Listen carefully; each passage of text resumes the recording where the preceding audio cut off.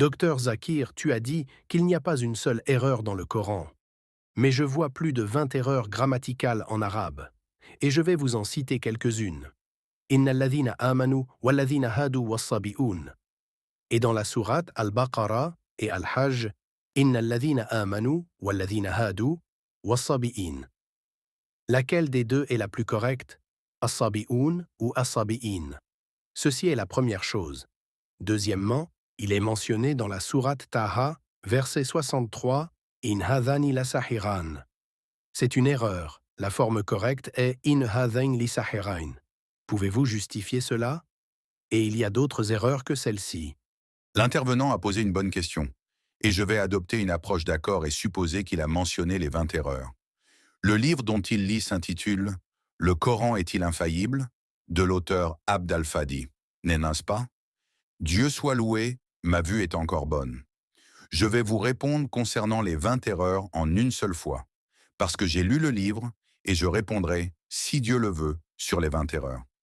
Le premier point, mon frère, est que les règles de la grammaire arabe ont été tirées du Coran. Le Coran est la plus haute référence de la langue arabe, et c'est le plus sublime des livres littéraires arabes. Toutes les règles de la grammaire ont été prises du Coran. Le Coran est la référence pour les règles de la grammaire de la langue arabe. Et puisque le Coran est la référence de la grammaire, et que la science de la grammaire est dérivée du Coran, il ne peut y avoir aucune erreur grammaticale dans le Coran. Ceci est le premier point.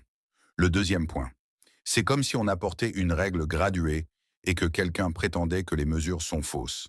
C'est un discours illogique. Le deuxième point est que dans les différentes tribus arabes, vous connaissez la langue arabe, et le docteur William Campbell sera d'accord avec moi sur ce point. Dans les différentes tribus arabes, les règles de la langue arabe changent constamment. Dans certaines tribus, un mot spécifique est traité comme masculin, alors qu'il est féminin pour une autre tribu. Le même mot est perçu différemment selon les tribus. La grammaire change, le masculin et le féminin changent. Pouvez-vous tester le Coran selon ces règles erronées? Bien sûr que non. Ajoutez à cela que la langue du Coran est très éloquente. Elle est même la plus éloquente de toutes. Il existe de nombreux livres prétendant présenter 12 erreurs grammaticales dans le Coran et d'autres 21 erreurs. Pensez-vous que ce sont les chrétiens qui ont découvert ces erreurs? Savez-vous qui? Des savants musulmans comme Azam Akhshari.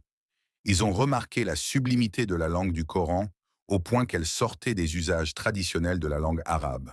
Ces savants ont donné des exemples de l'éloquence du Coran. Et je vais vous donner 2 exemples qui répondront aux 20 erreurs. Il est mentionné dans le Coran « Kadhabat qawmu Lutil mursalin » et comme nous l'a dit le docteur William Campbell, « Kadhabat qawmu Nuhil mursalin ». Mais les faits historiques nous disent qu'un seul messager leur a été envoyé, ce qui signifierait qu'il y a une erreur grammaticale dans le verset. Il aurait été plus juste que le Coran dise « Kadhabtukum Lut Rasoul » et non « Al-Mursalin ».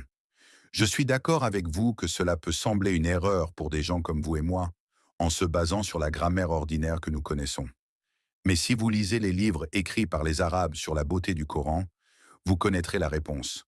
Pourquoi le Coran utilise-t-il le mot « Al-Mursalin », les messagers, au lieu de « Ar-Rasoul », le messager?